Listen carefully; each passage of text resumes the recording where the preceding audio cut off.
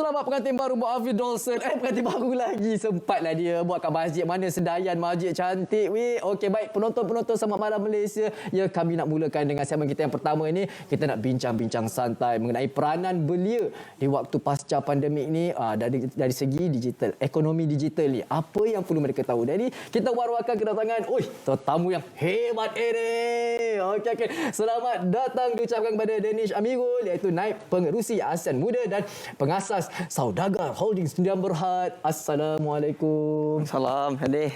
Terima kasihlah sudi meluangkan masa ni Danish. Kita nak borak-borak ni Kalau boleh borak sampai pukul 12. Boleh Danish? Boleh. Tak ada masalah. Boleh saja, tak ada masalah kan. Untuk permulaan ni kan, sebelum kita nak sentuh topik kita pada malam ini, lebih eloklah kalau kiranya Danish dapat kongsikan latar belakang Danish. Yang pengalaman Danish banyak tahu dan menarik. Silakanlah empunya badan untuk berkongsinya. Baik, terima kasih Nadir. Nama saya Danish Amirul bin Sohaimi. Saya merupakan graduan di Victoria University of Wellington, majoring in Accounting and Finance.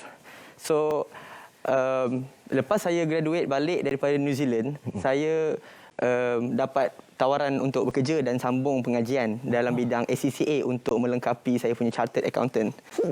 Tapi waktu saya dapat kerja tu, ini masa graduan convocation. Waktu convo sebelum COVID. Jadi rasa betul, alhamdulillah.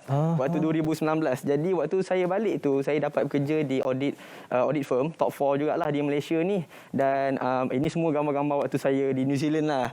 Waktu saya bekerja dan belajar kat New Zealand. Jadi lepas daripada balik, saya join company digital marketing, dan saya reject tawaran untuk bekerja di audit firm tu sebab saya tak ada feel. Tak ada feel, betul. Nampak je dah tahu daripada dulu lagi lah minat dia sebenarnya ke mana kan. Tapi masa untuk pemilihan kos tu pada awalnya adalah pemilihan satu patut daripada Danish ke, ataupun ada kiranya support daripada ibu dan bapa? Waktu awal-awal tu saya memang minat accounting sebab waktu di sekolah dulu 140 pelajar, tapi hanya 6 orang yang ambil akaun. Tak ramai. Jadi lelaki perempuan tu 6 orang saja. 3 lelaki, 3 perempuan. Ngam-ngam. Jadi saya dan 5 lah yang lain. Jadi lepas daripada tu saya rasa minat saya memang dekat akaun. Minat tu memang ada dekat akaun, cuma bekerja sebagai accountant tu tak ada. Minatnya. Itu cerita dia.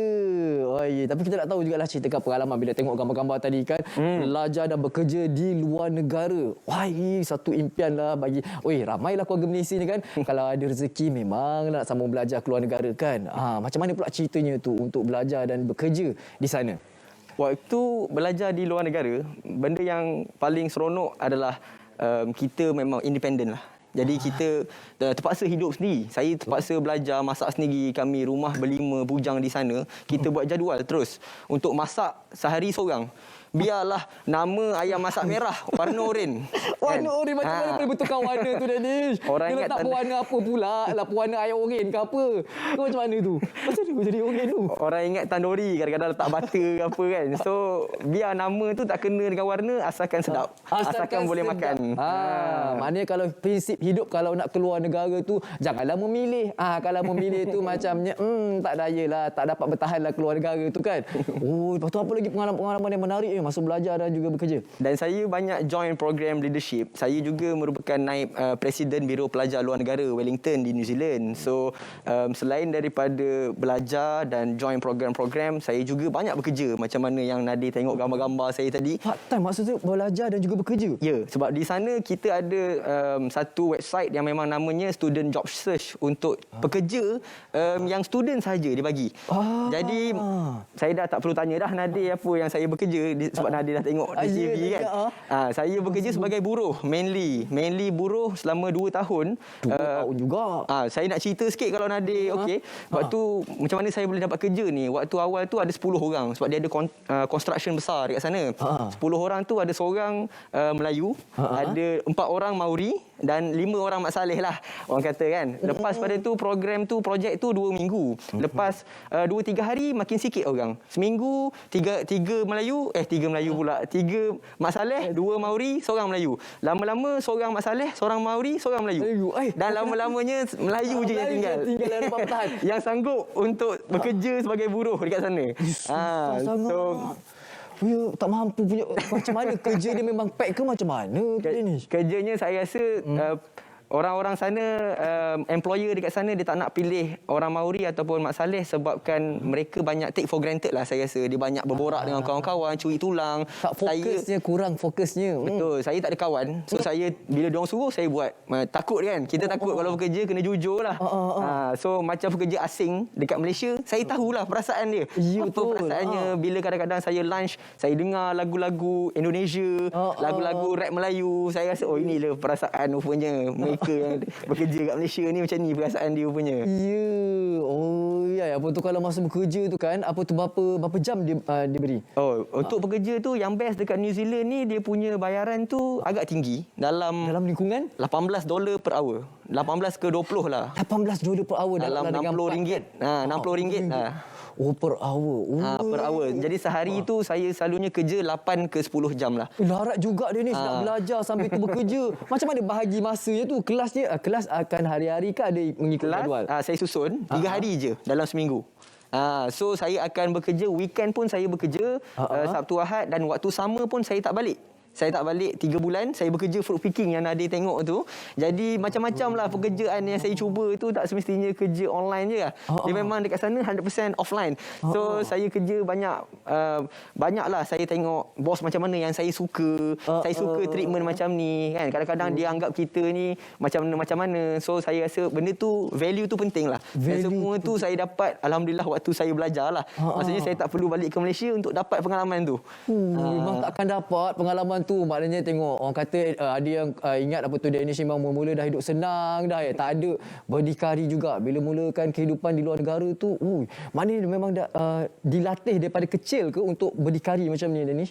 Saya sebenarnya waktu kat sana setahun yang pertama tu saya tak beritahu parents saya langsung saya bekerja. Mereka ingat saya tak tak bekerja. Tapi pelik lah. Pelik lah, duit ada je kan. Dia ingat kita minta pun duit kan. So saya sebenarnya dah bekerja lama, lepas tu baru saya beritahu mereka lah yang sebenarnya saya bekerja sebagai petani, saya kerja cat rumah orang, saya buat konkrit, saya angkat kayu, petik pokok, semua petik buah kan. Petik buah semua tu. So itulah antara pengalaman yang saya rasa yang saya sangguplah untuk buat dekat sana. Tak semestinya belajar je kalau boleh dapat duit. Dan akhirnya Nadir, kalau Nadir nak tahu, waktu saya lepas pada saya balik Malaysia, time tu lepas grad, saya sempat travel 40 hari. Semua menggunakan duit sendiri. Saya pergi ke Europe. Ke Europe 40 hari. So bersama rakan-rakan lah. Jadi 100% kos tu pakai duit titik peluh saya lah. Memang travel budget kan. Dalam lingkungan berapa tu dapat pergi ke Euro tu? Dalam kalau 40 hari tu dalam 15 ke 18 lah. Depends lah. Kalau kita dah semua tempat nak beli baju hard rock, naik lah sikit harganya kan. Kan dalam semua tempat kita nak ada kenangan baju hard rock. Memang harga dia pun, duit kita pun rock lah cerita dia kan.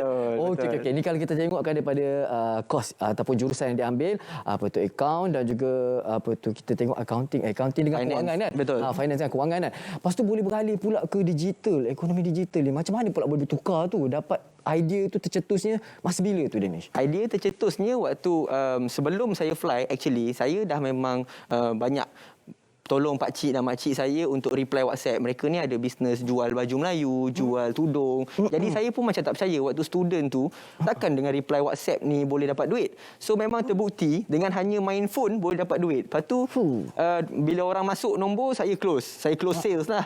So lepas saya balik tu, saya tengok ini sebagai satu peluang kerjaya. Jadi tiba-tiba pandemik terjadi. Jadi bila pandemik terjadi dan saya start untuk buat, ada dua pilihan yang saya cakap tadi, nak bekerja sebagai auditor di top 4 big firm ataupun sebagai sales team. Biasa je. Saya start dengan part time, Nadir. Saya start dengan part time. So bila saya start dengan part time, lepas tu saya tengok macam boleh go. Macam boleh go lah. Macam minat. Jadi saya bermula dan saya dapat tawaran untuk jadi leader dekat satu company ni. And then saya dapat tawaran jadi vice president. Semua tu dalam masa 2 tahun. Dalam masa 2 tahun dalam masa tu sangat 2 tahun singkat tu Danish. Dan alhamdulillah saya berjaya membuat jualan sebanyak 1 juta dalam masa sebulan. Itu top achievement saya lah dekat company tu. 1 juta dalam masa sebulan? Ya. Dengan kekuatan dalam 8-9 orang, dapat jual 1 juta. Dan saya rasa sejak daripada tu, inilah memang saya rasa career path yang saya nak stick. For the next 5-10 years yang saya rasa memang berpegang lah. Jadi saya pun dah lupa dah akaun apa yang saya belajar apa semua dah. Dah lupa dah sebab dah fokus dah pindah ke ekonomi digital pula kan. Ya, betul. Nanti kan kita list kan, habis siaran nanti kan list kan tip-tip tu saya nak bagi kat Kak Fifi saya. Boleh nanti kan. Dalam masa sebulan sejuta je. Ya, betul. Sejuta bukan main lagi. Ni untuk belia-belia di luar sana pastinya bila dah dengar cerita Danish kan. Menarik, tertarik, kau memang the bomb. Jadi nak tahu apakah peranan belia sekarang ni. Kalau kita dah ada memang era digital ni, apa yang perlu mereka ketahui, yang perlu mereka gunakan digital ni sepenuhnya, utilize. Okey. Dalam era digital ni ada beberapa saya nampak peranan anak muda. Peranan anak muda dalam dunia digital ni salah satunya ialah kita kena manfaatkan ilmu yang ada. Manfaatkan sebab apa, segala ilmu kita boleh dapati secara percuma. Semua tu hanya kita punya fingertip je. Di ujung jari saja. Betul. Di ujung jari saja. Benda ni 10 tahun dulu mungkin tak ada. Jadi salah satunya kita kena tahu teknologi, kita kena dapatkan skills, dan nombor 2 kita dapat melatih keterbukaan dalam hidup. Maksudnya kita nak train mindset kita supaya kita lebih open minded. Bersedia apa saja. Betul. Sebab tak semua daripada barat sana semuanya jahat. Ya, betul. Mungkin yang kita nampak di TikTok ke apa ke, kita ambil yang jernih dan kita buang yang keruh. Supaya ini dapat melatih diri dan dapat sharpkan kita punya thinking skills. So mana-mana yang baik kita ambilkan jadikan teladan. Kita ikut contoh kita ikut. ni. Betul. Dan nombor 3, saya rasa kita harus pupuk daya kreatif dan inovatif dalam belia, dalam generasi muda ni. Sebab apa? Sebab bila kita bercerita tentang dunia tanpa batas ni, dia tak ada limit. Jadi saya share sikit dengan Nadir kan. Contoh, saya tahu Nadir mesti main TikTok punya kan. Banyak main TikTok sebab penerbit saya. Fik, sabar Fik. Okey, teruskan. Banyak tim saya pun yang content creator yang banyak main TikTok apa semua, dan saya nampak kebanyakannya ialah kita tak perlu pandai menari saja. Betul. Kan. Dalam Banyak. TikTok ni kita value semua benda. Apa-apa minat yang orang minat, kita pun kadang-kadang suka untuk tengok. Ya, pasal kereta, betul. pasal binatang, semua betul. ada yang kongsikan. Betul. Jadi ini adalah satu tempat ataupun platform yang saya rasa kita harus bertindak cepat. Jadi macam saya share fruit picking tadi kan. Waktu di TikTok saya, itu adalah video pertama saya. Terus naik FYP Nadir. FYP tu naik. So tu yang saya cakap, yang kadang-kadang dia bukan about kita. Kadang-kadang orang yang melihat kita, apa yang kita ada di tangan kita.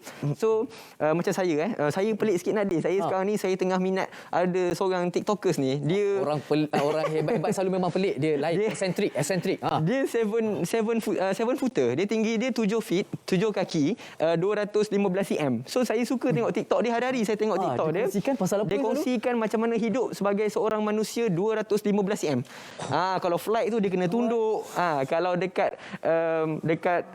supermarket tu, apa yang dia buat, dia selalu bersihkan atas punya shelf tu. Yang orang tak boleh tengok. Orang tak boleh sampai kan. So itu yang pelik tu. Jadi dia itu adalah benda-benda yang saya nampak. Hujung jari kita boleh share ya. Konten-konten tu dia tak semestinya kita berniaga. Tak semua benda berniaga. Dan itulah eventually akan build kita punya brand, dan eventually akan make money lah. Tengok, tu dah salah satu daripada tips kongsi yang dikongsikan oleh Danish. Tahu sebenarnya banyak lagi, tapi nanti kita akan kongsi lagi kat hujung-hujung. Kat hujung-hujung program nanti kita nak war-war kali. Kalau anda nak ajukan soalan juga, boleh ikuti Instagram dan juga Facebook. Nanti sebentar saja lagi Danish akan kongsikan. Betul Danish kan? Betul. Okey, baik. Sekarang ni Selamat Malam Malaysia, kita nak berehat seketika. Kembali selepas ini. Ingat, Selamat Malam Malaysia, jangan pejam mata lagi.